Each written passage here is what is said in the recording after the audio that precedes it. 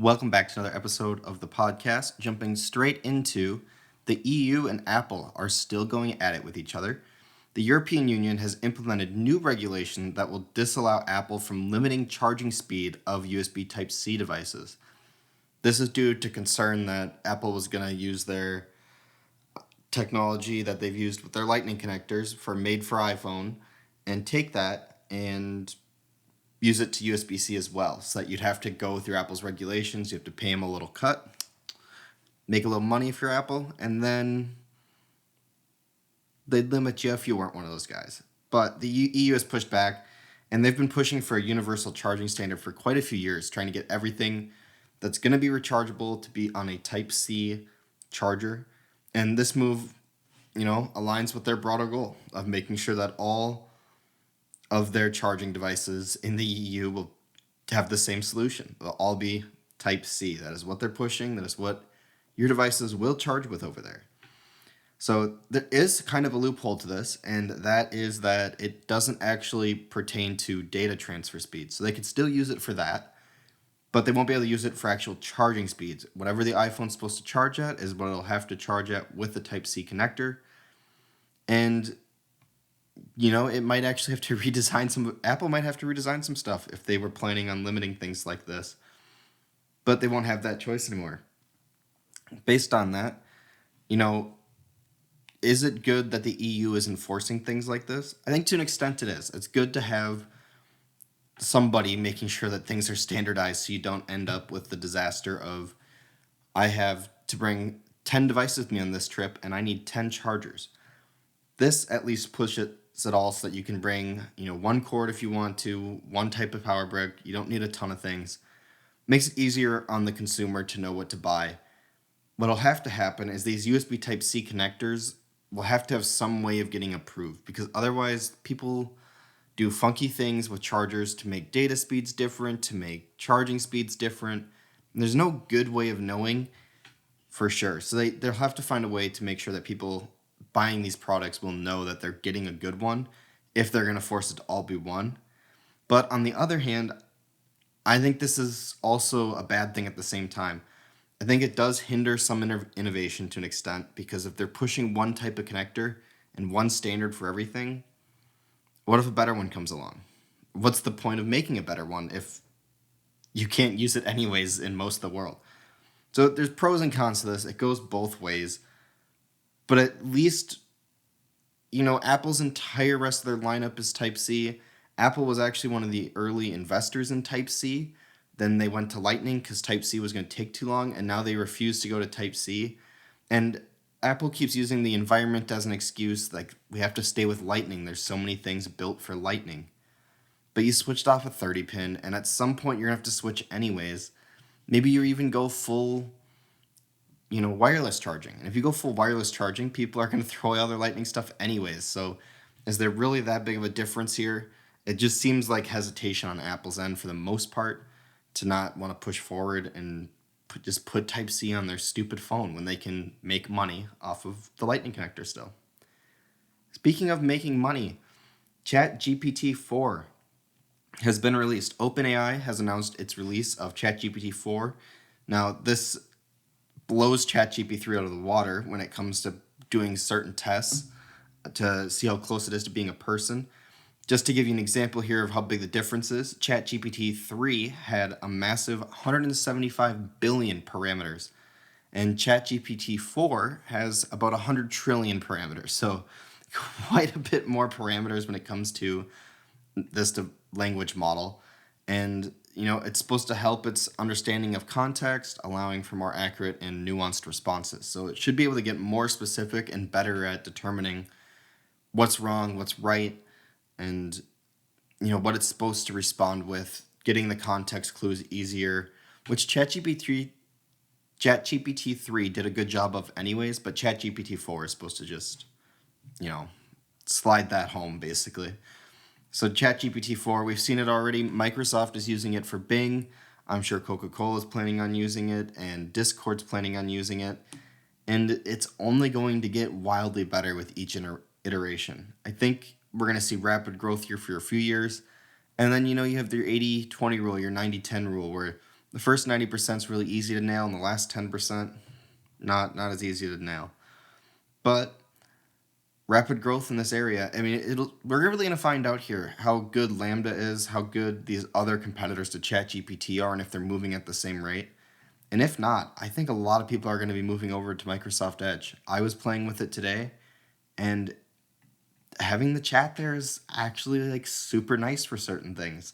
When you're researching something, trying to find certain things that you just are struggling to find, asking it and having it scour for the answer is so much nicer than searching and digging through all the digging through all the articles yourself.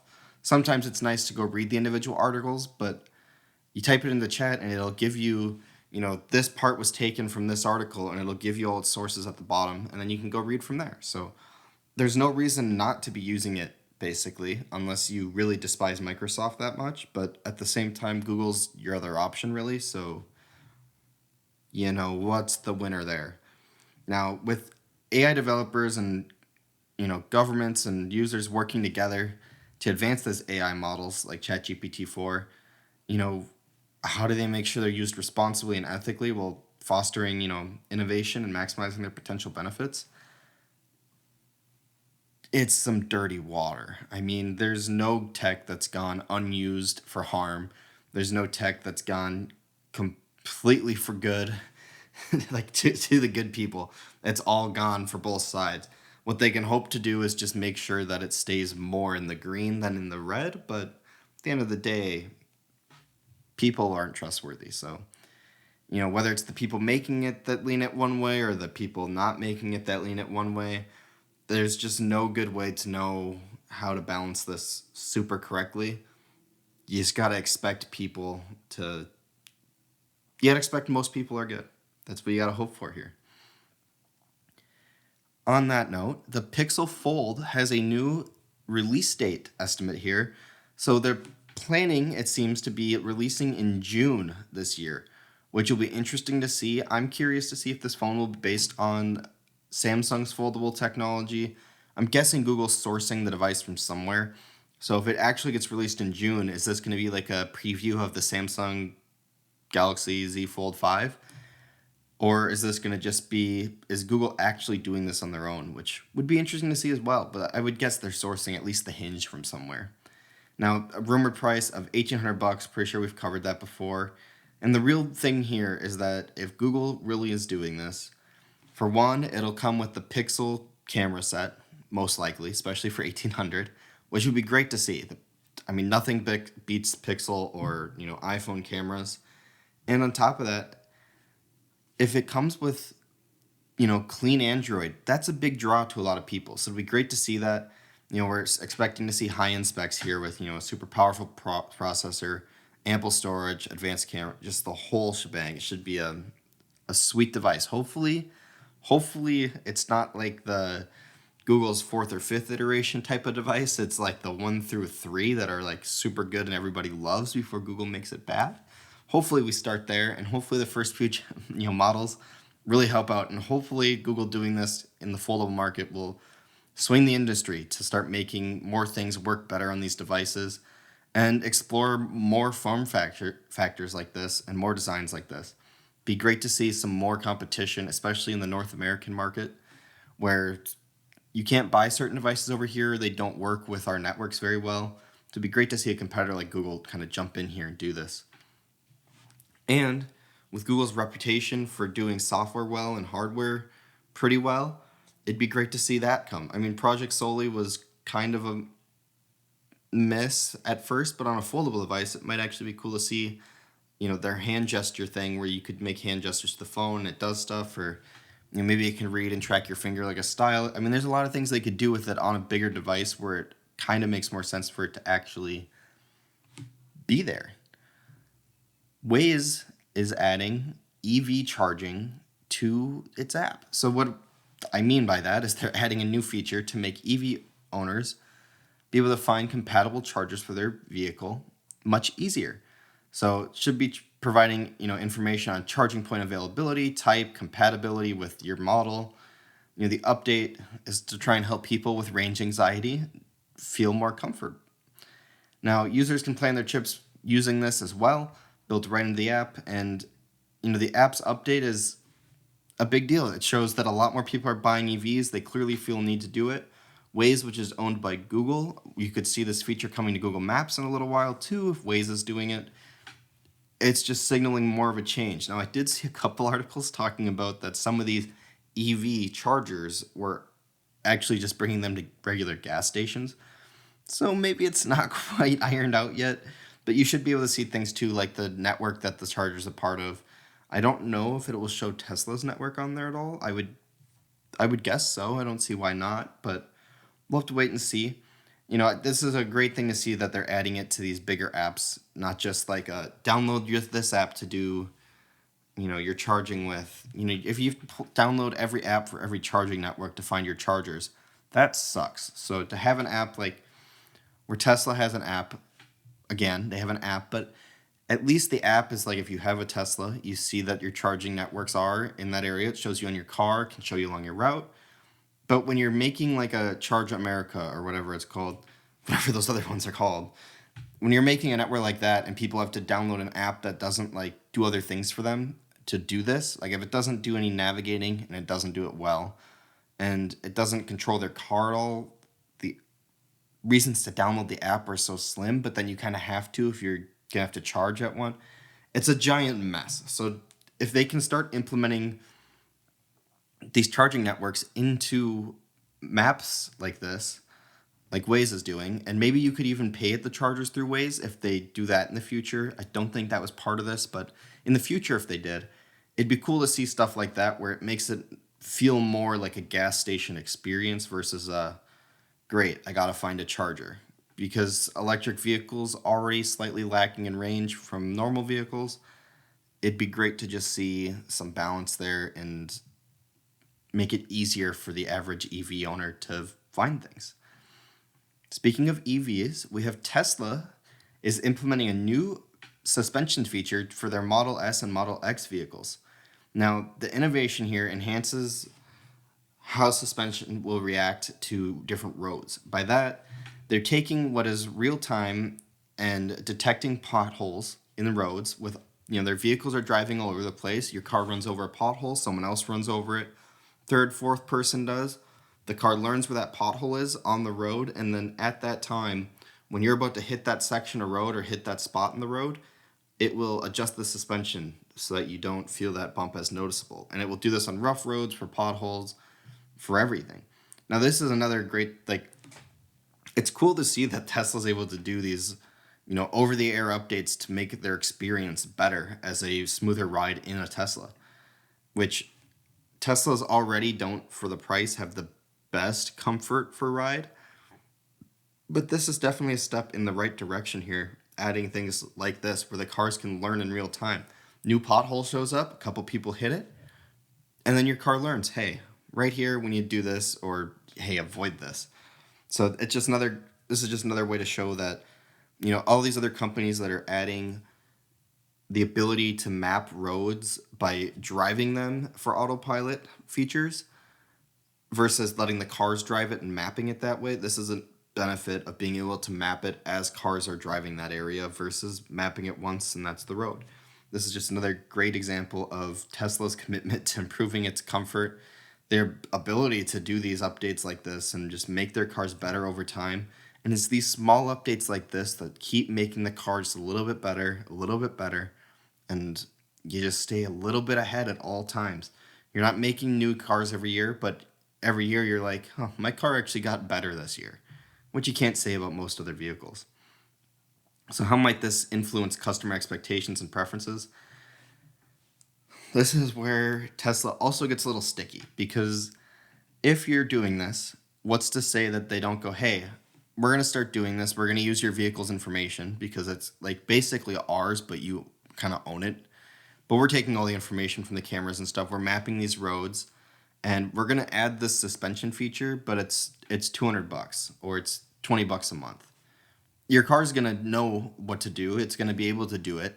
It will all of that, but it's behind a paywall. And at what point are people going to realize, are companies going to realize that these subscription services over time add up to so much more than what things used to add up to?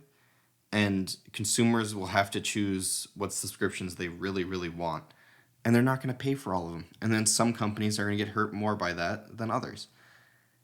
And that's where our next topic comes in, because some subscriptions can be bought. T-Mobile has announced plans to acquire Mint Mobile. Now, if you don't know what Mint Mobile is, if you know that Ryan Reynolds owns a phone company, then you do know what Mint Mobile is, because he is a part owner in that. And basically what this is going to do for T-Mobile is Mint Mobile does a ton of prepaid wireless and cheap plans. It allows T-Mobile to get better in the prepaid space. And Mint Mobile gets a major boost here by getting access to T-Mobile's network, which is a big deal. So Mint Mobile has seen a ton of rapid growth since 2016, largely due to its affordability, its flexible plans, and creative marketing, like Ryan Reynolds being in ads. And the acquisition of Mint Mobile by T-Mobile, again, is going to be a benefit for both Mint Mobile, T-Mobile's network, T-Mobile, access to their customers, and improve its services, hopefully. Now, this deal highlights the ongoing consolidation, or what we could call monopolizing, of the wireless industry. I mean, there's basically two carriers I feel like people choose between right now, and you're kind of either going for Verizon or T-Mobile. AT&T's there, but I feel like they're like that third wheel you don't really talk about. Like, they're there. And then you have all these tiny companies like Mint Mobile that are, I don't think most people go to unless they like have to for the most part. And so this will just be a large, they'll be small, making the industry smaller, which is never a great thing to see. But also, it's pretty impossible to get into this industry. And that's just kind of where that's going, is all these industries are just going down to a few big companies that buy up all the small companies, which is kind of sad to see.